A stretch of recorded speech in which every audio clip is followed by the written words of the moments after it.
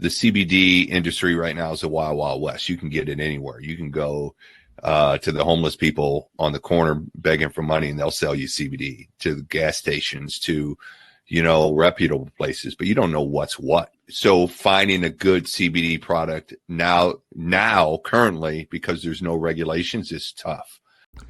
Hey, what's up, everybody? That was just a quick teaser of my conversation with Scooter Vaughn. He's a former professional hockey player, and now he helps run IsoSpec Health, which is a CBD company. They make CBD for the general public and for athletes. And we get into all of that. We discuss everything CBD, when to use it, what to use it, how to use it, what to use. How do you know a good CBD from a bad CBD? I mean, because you can literally get them from anywhere. The industry is not regulated, so it's really hard to tell the good stuff from the bad stuff.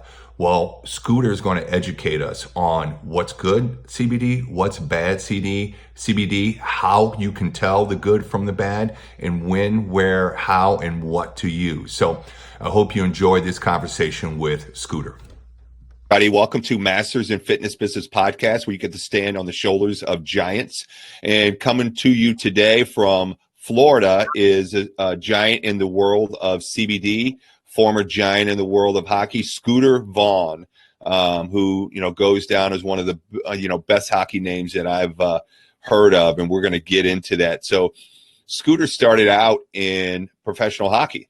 I assume you made your way up through Bantams and juniors and all of that stuff, and then into the AHL and made it to the show, and then found his way into the CBD business. Now, you can't go anywhere without finding a CBD product or seeing CBD products. So I was really impressed when I talked to Scooter about his knowledge of the industry, of the product, and what makes his product different. So we're going to talk about that. We're going to talk about how can you tell when it's a legit CBD product or when it's crap, because it's like supplements. There's a shit ton of crap out there, and you have to really know what you're looking for and know your research in order to find one that legitimately works. So that's what we're going to talk about. So Scooter, welcome to the show. Thanks, Jen. Thanks for having me. Yeah, Scooter Vaughn, I appreciate that. I do hear that a lot. Great hockey. Not as good a hockey player, but decent hockey. Hey, well, you know what? If you made it to the AHL, did you ever make it up to the show? I got a few preseason games in St. Louis. Didn't stick, but I got my crack, so I'm happy with the game. Okay, good. So give our listeners a brief, because I'm a huge hockey fan. I still play. I'm a goalie. I'm one of those crazy guys. So give us a little bit of your hockey pedigree. Absolutely. I am raised in Southern California, actually, Orange County area. I grew up with Mr. Wayne Gretzky, came down to L.A., and the Mighty Ducks came on the big screen.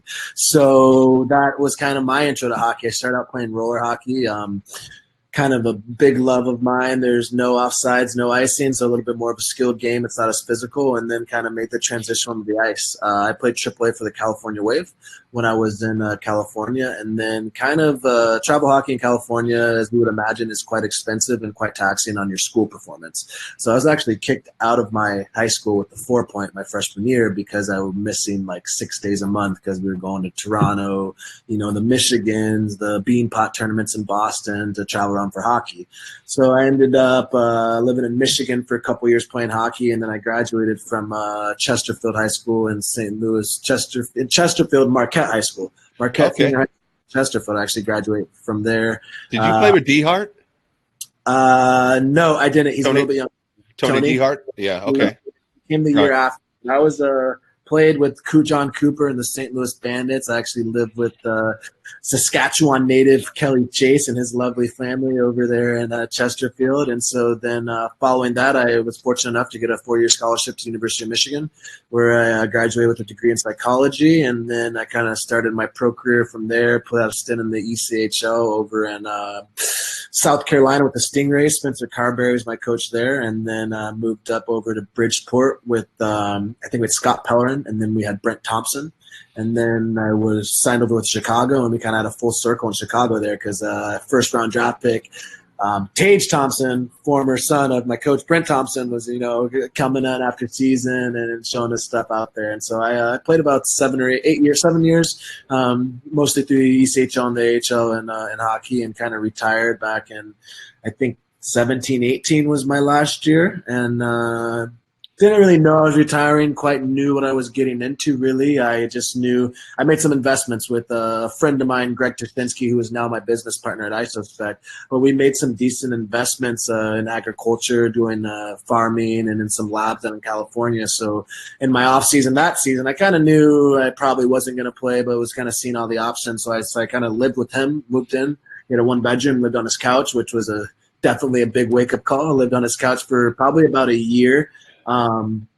We had some agriculture properties, so learned the lay of the land out there. Kind of was teaching me the business entrepreneurship thing. I've done a little bit before, but not without hockey. So to strictly be doing that by itself was very unique, and did that for about a year. And last April 1st, we moved down to South Florida and got our facility in July shortly thereafter. Awesome. That's an impressive hockey pedigree. For those that don't know, if you're playing in the AHL, you're a legit hockey player. So don't let him, don't believe him when he downplays his ability. So how did you come up with the name Scooter? Scooter is I'm actually Charles Roman Vaughn III is what they say on the birth certificate and the old IDs. My father is the second. He goes by Skip. He's gone by Skip his whole life. I haven't. That's probably where the backstory should start on how did they start calling him Skip. And so I don't know why. It's on his business cards, Google, LinkedIn, everything, kind of like Scooter. If you Google Charles Vaughn, it won't exist. Scooter Vaughn, hockey pedigree, et cetera, et cetera. So Dad wanted to name me Charles Roman Vaughn III, family name. Loved who it was named. He was named after his great grandfather. My mom thought that was an atrocious name, so since I was in the womb, she's like, "You can name him whatever you want, but I'm going to call him Scooter." And so it's been called Scooter since for the last 30 years or so. So it's kind of it's stuck, and I don't mind it one bit. The Charles, you call me Charles if you were like my professor in college and you did a roll call and you're like Charles, and I usually didn't even say anything, but it's pretty much Scooter on everything from LinkedIn, Google, Facebook to just everything. Business cards, it's just Scooter. Yeah, and it's funny you say that because my name is James Edward Adams III, but everybody called my dad Fish, and so they called me Little Fish because he was a swimmer, and they called me Little Fish, but it didn't stuck, so now they just call me Jim or Trainer Jim. But yeah, and then I was doing some research, aka Facebook stalking you before the show, just getting to kind of get background. Your hair is a lot tamer than during your playing days. I can tell you. Yeah, it was pretty long. I rocked it out, put it like in a man bun. I got some hair. I figured I might as well grow it for a bit, see what it was like. Yeah, for sure. Absolutely. All right, so now let's dive into the CBD thing because you are extremely knowledgeable. I was really impressed with your knowledge base. So let's start with, because we were talking before we recorded about supplements. And I know as a pro athlete, there's only certain supplements that you can take because if you drop dirty in the NHL, it's automatic 20-game suspension. Boom. Correct. That's 20 games of your salary just gone. So you have to be very diligent about the supplements you take. You have to take the highest level, which is NSF, Certified Safe for Sport, and there's only certain people that can carry those products. So you have to seek them out. You can't just go to a GNC or a Costco because then you'll drop dirty. So when you started formulating your CBD products, were you formulating them for pro athletes with that in mind? 100%. I think when we kind of realized we were going to develop the line for CBD products based, I would start out with the topicals. And I kind of reached out to Mike Barr, which was my trainer. He runs the Barrett's Methods Foundation. He's out of South Deerfield Beach, and he was my trainer at Michigan. So I know he's kind of a very science-based background. He's dealt with NSF approval through his Pro and Revere lines through his nutritional supplements. So I kind of reached out to him as a friend, just looking for some consultation, some guidance, and we kind of became a partners after that, and he was very interested in joining up. So we kind of developed our product, we reverse engineered it. I went to the Mike Borowitz, the sports guys, the chiropractors, the holistic medicine experts, the ATCs, the doctors, some various hundred orthopedics that I came around. And they've helped develop the product with what they've known has worked and their long careers of helping professional athletes. So our product was designed specifically to when the regulations do come, when NSF does start regulating it and we can start getting NSF approval, that FDA, that organic, that it matches all of those things. So we kind of hit the ground running and not weeded out by that. Okay, and not all CBD manufacturers adhere to those standards. No, definitely not. I mean, no. What like? Do you have any numbers? What percentage of the industry you think adheres to that type of standard? It would be interesting to see what the numbers of how many different companies has popped up in the last year in this industry. So I can't be honest, but I'm not sure. I know that there's so many companies and so many different gas station CBD vendors and people making it in their kitchens and people doing it, where like doctors are buying CBD products and they are buying it without expiration and batch numbers on it. Would they ever buy pharmaceutical pills without that? Would they ever buy a pharmaceutical pill coming out of a garage? Like, I don't think so. They need a regulation. So it's kind of sometimes if you just do the right things, you're going to be in the right space. You design it with the right things in common. You do it in a lab. You get it certified. You make sure everything falls onto those patterns. You're going to be doing it the right way. In this industry, it's just there's no regulation. It's like the wild, wild west and gold. So there's not many people that I believe, as you can see, there would be more people using people want to ask you, what product's good? If CBD was so legit and people were manufacturing it the right way, there wouldn't be any questions of how do I tell the good CBD from the bad CBD, because everyone would be doing it the right way. Well, and that's a good question, because that's the question I want to get to the bottom of by the end of this episode is how can you tell a good CBD product from a bad one? But I want to start with just the basics. There's two ways to make CBD product, one from marijuana and one from hemp, right? Yeah, there's two ways to extract. There's two ways to get CBD. There's two avenues of CBD of where you can extract the CBD from. You can extract it from a hemp or marijuana plant. A lot of people often wonder what the difference is between a hemp and a marijuana plant. So let's just rewind a little bit. Cannabis is the species. If you go at the top and a little umbrella filters out, you have on the top cannabis. That's the species. Cannabis has hundreds of species it makes. A few of them that we know about are hemp and marijuana. The difference between hemp and marijuana is hemp usually has sturdier leaf stalks, and usually the THC level is non-existent or under the 0.3% threshold. 0.3%, as described by the president in the 2018 Farm Bill, is classified as no THC. So 0.3% or under is classified as no THC. That is hemp. Hemp will have high levels of CBD, a little lower levels of THC under 0.3, and that's considered hemp. Marijuana, on the other hand, will have a little bit, wherever CBD and THC are around, if CBD is high, THC is going to be low. If THC is high, CBD is going to be low. So marijuana, on the other hand, usually has a higher threshold of THC in it, and it does have CBD as well, but it's usually, THC more dominant. That's when you have like your strain specific sour diesels is what people smoke to get your high or the psychoactive effects. So that's the big difference is between the hemp and marijuana. Cannabis species, hemp, primarily CBD, a little bit of THC, pretty much nothing. Marijuana, not that much CBD, but a lot of THC. Got it. Okay. And so what do you guys make yours from or extract it from? We only extract from hemp. And it's across all 50 states, it is completely legal to extract CBD if you're doing it from hemp. Okay. And so that's why you do it, for the no THC content or the very low, high CBD content. And then so you're guaranteed to not drop. So even if it's got 0.3, say it's got 0.3 THC in it, are you going to drop dirty? Nope. Not, especially not in a topical. No, you won't. You would have to, no, you would not. Okay. Got it. Many of the tests that I've taken, we've done different tests from in at home, in labs, and through the various centers, agencies that do test athletes, and we've done this test ourselves. Nothing as a topical and or ingestible with 0.3 or under has come up in the test. Got it. Okay. So, so that's where you extract it from, which makes a difference, because there are CBDs extracted from THC, correct? Yeah, actually, and there's many companies that do it. Mostly, if they're doing it legally, it's illegal to extract CBD from a marijuana plant if you're like in Florida, because it's not recreational legal. If you're in California, where it's federally, recreationally, and medically legal, you can extract CBD from whatever you want. If you want to extract it from a hemp plant, completely fine. If you want to extract it from a marijuana plant, also fine.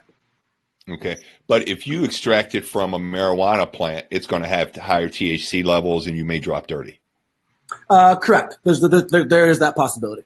Okay. Will it have psychoactive effects? No, because you're extracting that out, and you won't have enough in there to get really psychoactive. You won't have enough of that cannabinoid of the tetrahydrocannabinol to get into your system at that level for you to really get psychoactive, especially if you're applying it as a topical, and that's what most of our products are. Got it. Okay. So we've covered the two different plants that you can extract it from. So now let's talk extraction, because when I heard you talk, I was thinking of like when whey protein came out, it was all the rage, and everything had to be cold filtered so you didn't denature the protein and all of this. But then that process made it more expensive to buy, but a higher quality product. Is it Correct. similar to that on the CBD? Correct. There's a couple ways you can extract. There's if you're using the CO2 and butane are probably the most efficient ways. We personally use the CO2 extraction process. We do the distillation where we put our raw flour, and with CO2 we use pressure to come out to extract to get to our crude first, and then we run it through a couple more times to get it to your distillate to make sure we're pulling the THC out, to keeping the minor cannabinoids in, which they call the minor cannabinoids, like your CBG, your CBC, the other ones that still play a part in that entourage effect with the CBD and THC. So we are a CO2 extraction-based company. It's how we extract most of our products. We've seen the best yields with that, personally, with the least amount of pounds to make the most amount of the raw extraction material. So Gotcha. The yield is very good when we use CO2. So what other extraction methods are there out there? Two big common ones. There's the CO2, butane, and ethanol. One that you will be seeing come into fruition very sooner is water pressure. You're going to see a natural water extraction where they bring it up to a very, very high heat with the water. And I'm not a scientist or anything. I just seen some videos and heard some of the more intelligent people on my team spoke. But I guess that is going to be all the rage. It will happen a lot faster. The yields will be much higher, and it'll be much cleaner. Okay. So the one difference between, just so you know, CO2 and like if you're doing like a butane, you have to be in a C1D1 facility because you're dealing with explosive materials when you butane extract. Got it. Okay. So with your knowledge base, what is the best extraction method to make sure you get the highest quality CBD? A lot of extenuating factors factor into that. Like one, who is your extractor? And two, like the quantity, like how much you're extracting. If you're doing more of a boutique extract and, you're only putting in, maybe 100 pounds in there, planning to get, 30 or something liters out of your extraction, then, that's not too much. It really doesn't matter. If you're doing something that's more of like, I want to extract 10,000 pounds a day, you probably want to go with the butane to get the highest yields with the quickest turnaround, because time's also a factor. Like the extraction, depending on how much you're doing, the time is definitely an issue. Some might take 2 hours if you're just doing a couple hundred pounds, but if you're going in the five figures, 10,000, 20,000, 30,000 pounds, it might take a lot longer. So I think it depending if you're doing small batch and you want to keep it around $2,000 a day, I would recommend the CO2 extraction methods, but it's all personal. It all depends on the equipment you have, where you're located. So if you have those permits to have that C1D1 facility, what you're more comfortable using, and kind of your extraction team. I would recommend, and also coming from another thing, there's a difference in the what you're extracting depending on where you are in the country or the world. The extraction process is going to be a little bit different for someone in California, whereas you're coming from me, where I'm in South Florida, I'm in subtropic conditions, it's going to be a little bit different when extracting. Okay, because of the atmospheric conditions. The atmosphere and the flour is going to be a little bit different. It might boil off like at a higher rate because it's a different climate. The soil's different. There's a lot of extenuating factors, kind of like, playing a home game if you're a football team and, you're in California and then you have to go up to Minnesota and play outside versus the Vikings. It's a little different experience. So like maybe the team, you can't really say what team's better, it's just where they're personally located and playing on that time of day. Got it. Okay. So what negatively or positively impacts the quality of the CBD product in the extraction process? Well, depending on if you do it in-house or if you send it out, is a big thing. If you extract in-house, then it's being extracted by your team. You know what your team's doing. You know who your team is. You probably have a prior knowledge of your team. If you're sending it out, you have to hope that you're sending it to a reputable extractor. In this day and age, just like we kind of talked about before, everyone wants to kind of keep their secret sauce or their mojo. So the extraction companies say they're the best, say they're doing stuff, but really they've looked it on YouTube and really Googled how to use the rotovap and what the 2-column pressure pump means and how to extract it. They're not that good. So really making sure that your team or that the company you use, if you're using third party, is very knowledgeable on what they're doing, that they have a proven track record is something that I'd say is the first thing to look at. If it's in-house, you probably know that a little bit better. You can have the money to afford the team. You've hired the scientists and the formulators to do that. If it's out of house, you just do your due diligence. Make sure that they know what they're doing, because it's not cheap to extract, and it's a very important piece of the puzzle. Like, if you're not extracting right, that means you're not getting the highest yields on your CBD, which your CBD distillate should be around 85%. Maybe it's coming in like a 40%, and you have to use like 10 times more, twice as much physical CBD in your product, which is taking up more mass and not allowing for more of the essential oils, the terpenes, the MCT oils to fill in there. So like, just making sure you know the process of extraction, I think, is doing it the right way, not trying to cut corners, because it's not an easy thing, and you should really leave it to an expert or do your due diligence. So like, if I'm like just an average Joe Schmo on the street without a chemical engineering degree, how do I know? If they know extraction, how do I know, like, if it's 85% or 40% or like analysis? What's that? Certificate of analysis. It's the quality of assurance. And so all of our products, this is kind of going into what the final goal of this is: how do you tell the difference between a good and a bad company? All companies with their products, whether that's you're getting the isolate, which is just the isolated CBD, comes in the powder form, similar to the whey is what you spoke about. So when you get that, depending on how you're buying it, it will come with the QR code, usually on the packaging somewhere on the label, and that will take you put your QR code, and it'll take you to the certificate of analysis, what it's called, a COA for short. And in that COA, it'll break down your major cannabinoids, which are CBD and THC, and then it'll break down your minor cannabinoids, which are the CBC, the CBG, the CBDA, all the other minor cannabinoids that can be found in a plant. And so, shoot, just drew a blank right there. Sorry about that.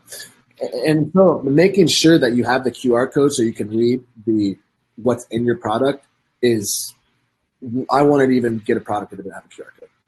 Got it. Okay. And then that has to be on the label, or no? There's no regulation really too bad right now. I follow the states who are legal. So I follow what Colorado's doing and what California's doing. And in those states, you have to have a QR code on the products. Okay, so got it.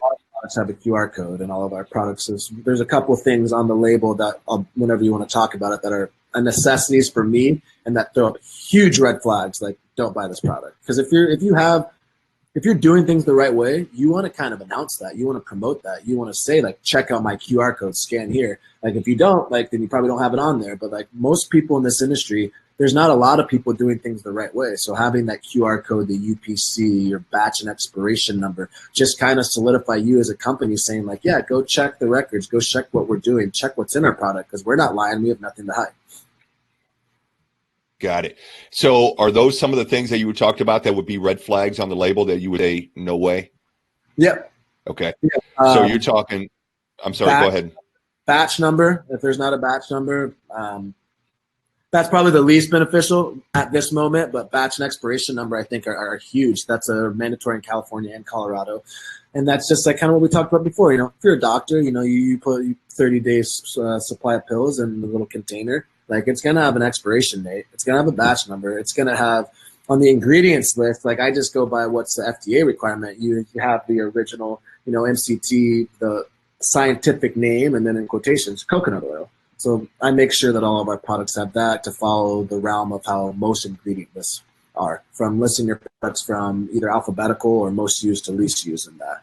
Making sure, along with the QR code, making sure it has a UPC code. Like, everything has a UPC code. You can't get anything from Walmart without a UPC code, Amazon, order offline. Like, everyone, it's just kind of simple things we deal with every day. Everyone should have a UPC code. That UPC code should be unique to that product. Like, I've seen a couple of companies where the UPC code was the same for every single product. They just bought one and put it on every different SKU that they had, just so it would have a UPC code on there.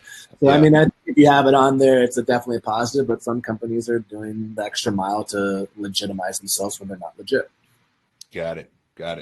Okay, so that's very useful information that we can use tomorrow to figure out what's crap and what's not. So now let's talk about formulations, because I know you talked about the isolate, and then what's the other one? There's isolate, and there's a full spectrum and broad spectrum. Okay. Basically, I describe them as this. You have a CBD isolate, hence the name. It's isolated CBD. That's all that you are getting in there. It's usually 99.999% CBD. That's the only thing getting in there. It's usually kind of looks like protein. It's a little bit crystally powder, and that's isolate. My problem with isolate is that CBD as a cannabinoid is a very effective and a very nice cannabinoid, but it's not that cool by itself. CBD by itself would be like if LeBron James decided he was going to play 1-on-5 when his teammates weren't even going to dress. I think I know we talked about this before. He's going to make a couple guys miss. He has great ball handling.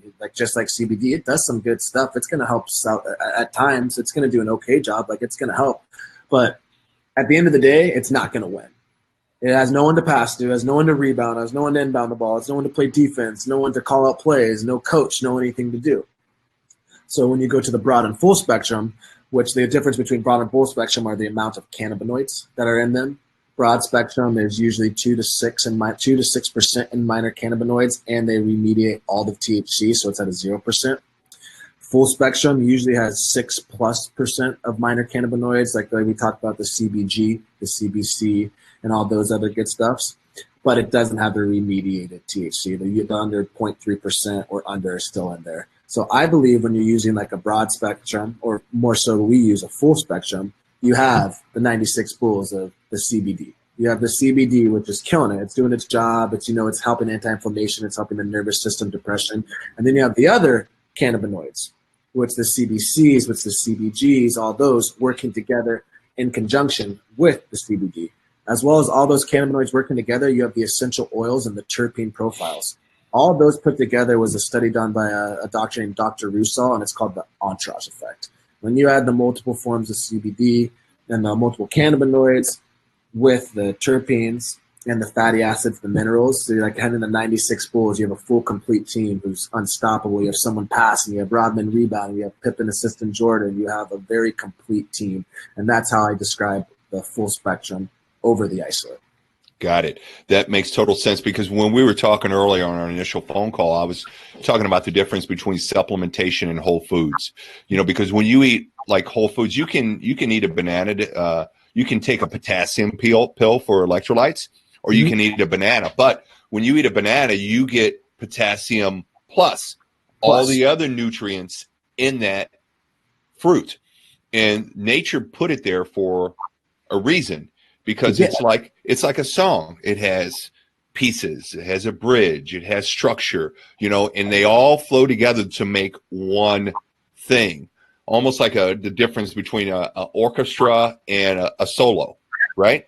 Exactly. You can just do so much more. And there's a reason that nature puts all of those things together in those whole foods, because it makes them work better. Absolutely. Than if they're just isolated on their own. So it's the same thing with CBD. Absolutely, 100%. So, isolate, I think I've seen some benefits. I think it's better than not using anything at all. But if it's a difference in personally, in my opinion, between isolate and full spectrum, I'm using full spectrum 100% of the time. Okay, gotcha. Okay, so and that's also useful information, because I was not aware of that prior to our phone call. So that's great information. So. Yeah. Let's talk about products and how you would use them and what you can use them for. Absolutely. I'll start with my personal favorite is the salve that we make. And the salve is basically all natural ointment or a cream, but it's natural. Cream's not natural, as you have to put some chemical properties in it to come to that. So our salve, we make it in 3 different sizes. We have it on 1.7 ounce, which is a 50 ml. It comes just in a little tube. And I recommend that before, during, or after competition. For me personally, I've been running a lot since I've left the game. So my knees have kind of been taking a beating, because hockey, you're gliding, running, you're putting this constant pressure on your knees. So I put it on my knees before and after I run on a daily basis. With the entourage effect, with all those terpenes in there that we have, with the CBD full spectrum, with the MCT oil to make the bioavailability increase on the skin, that's a product that I use that I see almost immediate results to. It comes in 3 different sizes for that, so I use that one usually if I'm going my whole knee or some more of a larger area. It also comes in a oversized chapstick, or we call it a glide-on. That glide on is more pinpointed use, and it's easier to kind of travel with you. If you're a hockey guy like yourself, you can put it in your little toiletry bag, and so when you get to the rink, you make sure you get your ankle or what have you, your wrist. It's for more of a concentrated area. We also do in the salve, we make a chapstick, which we call it a glide on the go, body and chapstick that kind of serves as both. If you run out of one, you need something little to keep in your car, or wherever you have it, you know that yes, it is a beautiful chapstick and will definitely serve of getting your lips more rejuvenated, because that's what CBD does. It brings rejuvenation, so topical when applied there, but it'll also double as your salve, which if you need to put on your wrist for a minor injury, you got a cut, or you forgot your big tube and you need to put on your knee, it's not going to be as much, but it's going to be the same exact formula as we have. Okay, awesome. And then what effect does it have? Like what would you recommend them using it for, the listeners using it for? Bone, joint pain, muscle aches, soreness after a workout. You're saying you use it after you do some MMA, some jiu-jitsu. That's a perfect time. After the gym, I mean, it depends on what you're doing and what you specifically need it for. But like after I have a heavy upper body workout, I'm doing cleans, I get my bench press in, I make sure I get the glide on the go stick and I put it on my wrist. During the workout, if it's sore, most of the time I just do it before and after. Okay, and it just helps with inflammation? Inflammation, it helps a lot with inflammation. It helps with inhibit new cell growth. We put a helichrysum and frankincense, two oils that we put in ours, and our developers, when they came up with that, is that it inhibits new cell growth when you use it as a topical, the helichrysum and the frankincense. You have So when you say it inhibits new cell growth, what's the benefit of that? New cell growth, more blood flow, more circulation to the area, which means you're going to heal faster. Okay, so it generates new cell growth. Sorry, wrong use of words. It generates cell growth. Okay, got it. Okay. Generates new cell growth. Apologies. Okay. That's all right. Generates new cell growth, yeah. Okay, awesome. And then increases blood flow. So it increases blood flow, which brings more nutrients, takes out the trash, as I like to say it. Yes. So if it is increasing blood flow, how does it decrease inflammation? That's the entourage effect working together. It's increasing blood flow to your skin. It's putting on a topical, but then you have the anti-inflammation properties, like with the lavender, which is known when you put it on, things are going to de-swell because of the cloves and the specificness of the extraction of the lavender. Also, which we have in there, we put arnica in there, which has been treated for studies to lower the inflammation as well with the chemical compounds in that. I don't want to get into a science-y kind of talk for me, because that's not kind of where I specialize, but my team says that the lavender has been known to scientifically proven that, and then with the helichrysum and the frankincense, been proven to generate the cell growth when applied as a topical. It kind of makes for what I call an amazing combo. Okay, gotcha. Yeah, I've been using it for a while. You sent me the care package, which I really appreciate, and made Evan jealous. But I really like it because, like I said, when I do jiu-jitsu, people are always trying to take my limbs home with them and yanking on my elbows and shoulders and back. And I put it on after I get out of the shower when I get home. And then when I wake up in the morning, there's a noticeable improvement. So I'm a big believer in it. It works better than vitamin I, as I call it, ibuprofen or Tylenol or any of the other stuff. So what are some of the other products, and what are the recommended uses? Another big one that we have is our massage oil. And so our massage oil is coming in 8 ounces. We would do it in 1 gallon and 5 gallon, which we sell to the bigger sports teams in the gym that kind of apply it in a wholesale level. But our 8-ounce massage oil has about 1,500 milligrams of CBD in it. We make 2 different ones. We make an activation and a recovery is what we call it. It just lies in the terpene and essential oil profile to get a difference between them. The activation is more of like your Tiger Balm or your BioFreeze. We use an IsoFreeze technology, which we use camphor, eucalyptus, peppermint. In there to make sure it kind of heats up the skin. You being an athlete, some of the guys, before games or competition will put on the gloves, take BioFreeze and wipe their legs in it or icy hot, just so they like that activation, they like that energizing, that tingle that they get. So that's one of our massage oils, activation, with kind of those properties. Another one we make is called the recovery massage oil, and that's very, very similar to the salve and the properties with the essential oils and the terpenes. That recovery has the helichrysum and frankincense as well, but also has a ginger in there. It has arnica as well. We put calendula oil in there along with vitamin E. So that's more of the smell is going to be more nurturing and recovery. And so we try to have those described as one pre-competition, one one post-competition, but it's really strictly up to the consumer. I know guys that won't put anything that has icy hot type characteristics on their skin at all. I know guys that will only put icy hot characteristic compounds on their skin. So it's really up to the consumer. Either one of them can be used post or pre, but that's how we kind of describe them, as one being an icy hot like and one being a recovery post-competition with the hydration frankincense. Gotcha. And then you have a sublingual drops. What are those? Sublingual drops are, I like, the easiest way to me describe them is they're similar to a multivitamin. So one, you hear CBD described as a miracle drug. People say, oh, it's a miracle drug. You know, someone describe, if I take it in the morning, it'll help me stay up like caffeine. But if I take it at night, it'll put me to sleep like a melatonin. Like, how does it do that? So CBD is one of the, I don't know if anything else, not that many other compounds, but CBD is, it binds not only with your endocannabinoid system, which is your ECS, which is in your body, which, you have your CB1, your CB2 receptors, which lies in your brain and throughout your body. It also binds with your brain and your body receptors. So CBD has the ability to not only brain with your endocannabinoid system, but your brain system and your body system. So that's the anti-inflammation effect. That's also allowing you to get a little bit more energy in the morning when you wake up if you take it. You can take the same sublingual before you go to bed because it's going to adjust to your body, like homeostasis, and where it's going to adjust to how much, what you need, how your body's feeling. So like the morning, I take the same thing in the morning as I do to go to bed. I take the same thing for energy as I do to literally sleep, because I know it's going to affect what my body specifically needs. In the morning, I need a little extra boost after a run. I'm a little tired. Maybe I had extra too many beers the night before. I pop usually the 1000 peppermint. I put it right down the hatch, and I'm almost instantaneously feeling better. But the same exact thing I put down my throat in the morning to wake me up, I will use at night. Gotcha. All right. So Computer's about to die. I have the business partner bringing the charger, so excuse me 1 second. Oh, that's all right. It's so funny. It's like I get so many guests that have to charge their computer in the middle of the interview. It's funny. But let me ask you a question. I'm just thinking out loud. I'm just curious. So say since the CBD, I assume the CBD receptors lock into the CBD locks into the same receptors as THC, right? No. Oh, no. That's so one won't affect the other? No. I mean, one, no. So imagine your receptors of your endocannabinoid has receptors that are a square. Imagine like they're a square for your receptors. THC, there's CB1 receptors that are affected.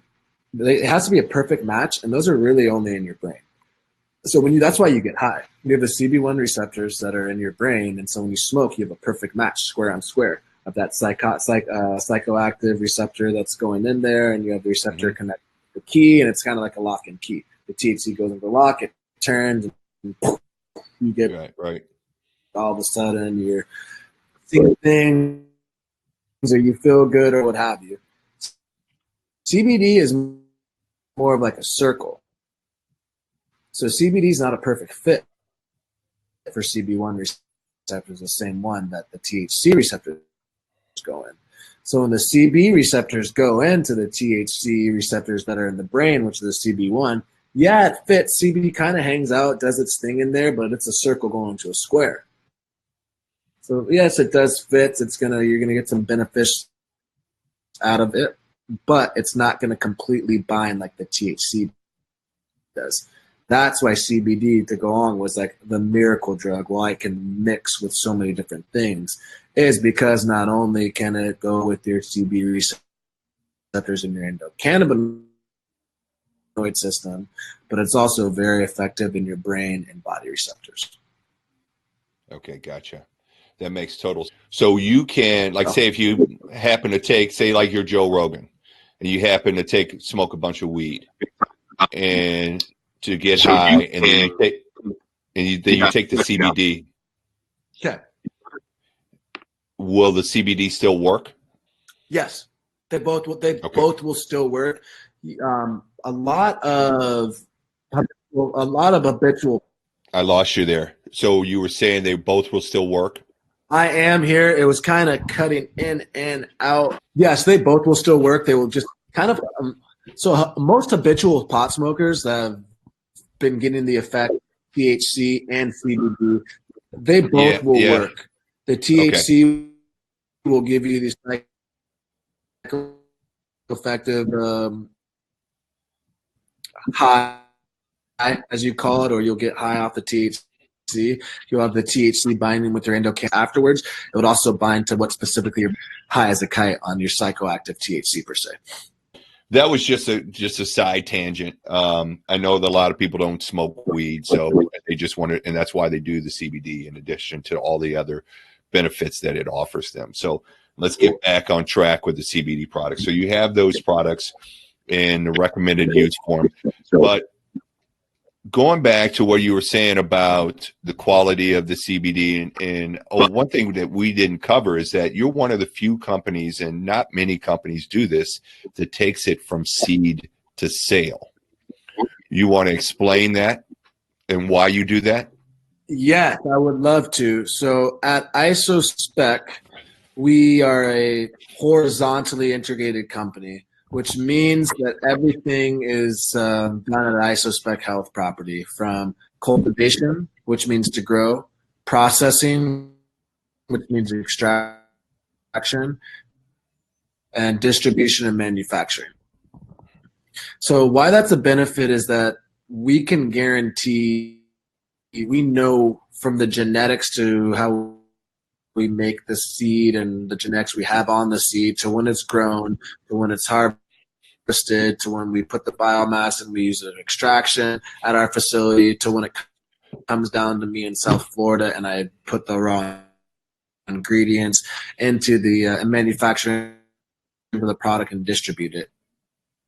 That it's only being handled by an IsoSpec employee or an IsoSpec team member. So that just guarantees the quality of our products are going to be that much higher because it's only on our team. We don't have anyone making money off of our product in-house. Like we're not growing our hemp and then selling it to be extracted, and whoever has the better price we're going to sell to. We're not looking for our distillate or full spectrum and whatnot from someone who we're looking for a cheaper price, because we're doing it in-house, so we can guarantee the quality of it. If our quality doesn't match a certain standards, we don't release that product and we don't take that back even out into the field. Okay, got it. So one thing is that would be good for us from scratch.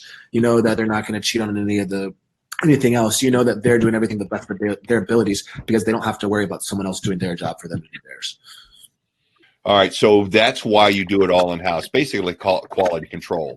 And and you guys also offer white labeling of your products. You want to explain that to the listeners and how that works? Absolutely. One of a big thing we do at IsoSpec is we offer white labeling. And what that means for us at IsoSpec is if potentially if you want to, say we'll just start with the magic number of 100. Say, at your gym that you wanted 100 products, you wanted 100 sublinguals, you wanted 100 massages, and you wanted 100 salves. You really believed in what IsoSpec was doing as a product line, but no one in St. Louis has heard of IsoSpec. So instead of rocking the IsoSpec line, you're like, I want to use everything, ingredients, everything to a T. I just want to put my own label on it that says Gym Special CBD sauce. Can we do that with all of our products? And we're like, absolutely, Jim. That would be no problem for us. We'll give you we'll have the QR code on the back of the label for you, the UPC, batch and expiration date. We'll use our in-house graphic designer to make sure that everything is designed how you wanted, whether maybe you want a photo of your face on, or you want something a little bit more relaxed and it just says Gym CBD right on the front, what have you. Okay. We can offer that from our facility, where we also take our product photos for you. We get all your products, your certificate of analysis, your UPC codes and all that good stuff. And we kind of make the IsoSpec product, but with the appearance that it's gem CBD. I think that's great because, like you said, the CBD industry right now is a wild, wild west. You can get it anywhere. You can go to the homeless people on the corner begging for money, and they'll sell you CBD, to the gas stations, to, you know, reputable places. But you don't know what's what. You don't know if it's an isolate, if it's a what's the word you used again? I can't remember. It's got all the other compounds, the entourage effect. So finding a good CBD product now currently, because there's no regulations, is tough. So it'd be nice to have one that you know is good and legit and could white label it for you, so that when you're selling that to your clients and to your customers, you know that it's in accordance with the integrity of your brand. So you can protect your brand with that, which is really nice. I want to respect our time here, Scooter. I appreciate you taking the time and giving us all this information, because it's been very informative for me. But I always finish up with a couple of questions, and this is going to be interesting because you're coming from a hockey background and a supplement background.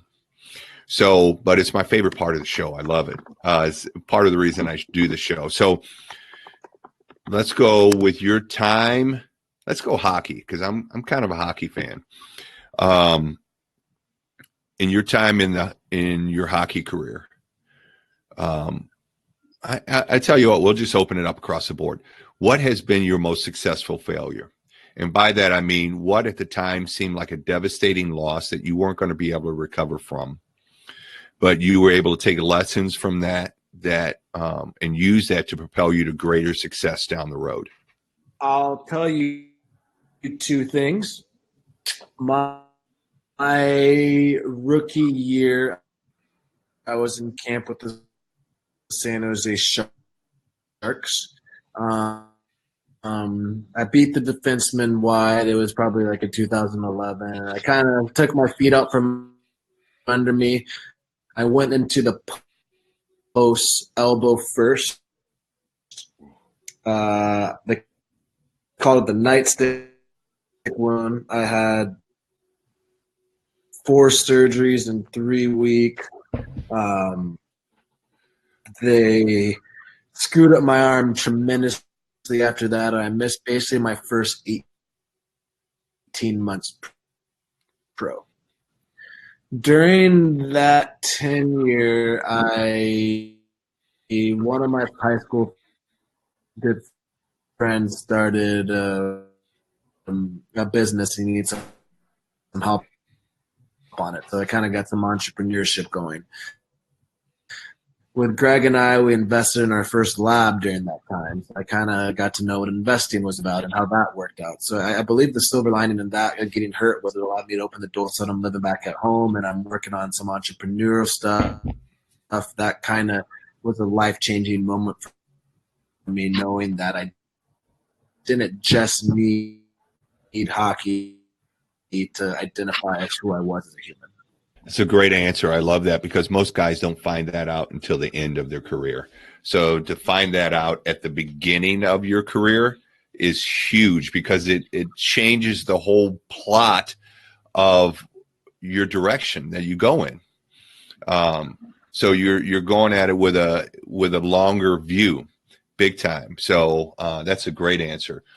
My next question is, in your time in the supplement industry, what has been the biggest surprise that you've had to deal with that you did not see coming?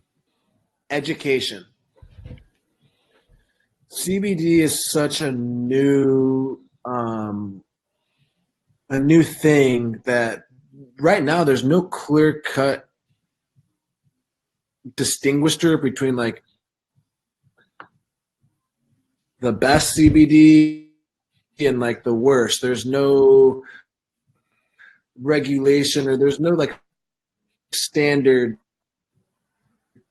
Sidney Crosby is CBD. Like we don't know who the best is, or there's no Connor David, like we don't know who the best is. So when going into sales meetings or offices to pitch why your product's better than someone else's, you kind of get into these, FU matches, like, oh, I use this in my product. I get my CBD from here. Here, I tell you what, Scooter, let's do this. Email me or text me your links to get in touch in case anybody wants to get more information or wants to white label some of the products. Matter of fact, because I would be interested in that. So if you can get that information to me, and then I'll put it in the show notes and then shoot it out to everybody when the episode goes up. 100%, absolutely. Okay. I will give you. Do you want me to shoot over via email? Would that be best? Yep. Because I'll put my contact directly on there, and then we have a support page on our website, and for everything that we talked about is on the website, throughout the website. So, Okay, perfect. sorry for that little weird hiccup. Yeah, that's weird. It's I had a blast, man. I had a blast. I really appreciate that. yeah, no, I appreciate you coming on. That's weird. I've never had that happen before. That was weird. So I gotta definitely report it. I got my charger and everything. Yeah. I got my charger. My computer's a year old, but I thought they'd last a little longer than that. Yeah. Well, it's probably something weird with the Wi-Fi or something. I don't know. But either way, just shoot me that email, and I think it's a great episode. I think it's going to be really good, and I'll let you know when it's going up. Yeah, same here, man. Absolutely. Yeah, let me know. I'd love to put it up on my outlet. Obviously, get some more views, more people looking at it. It was a blast to be on this one, so I really appreciate it. Yeah, absolutely, man. All right, I'll be in touch. Absolutely. All right, bye.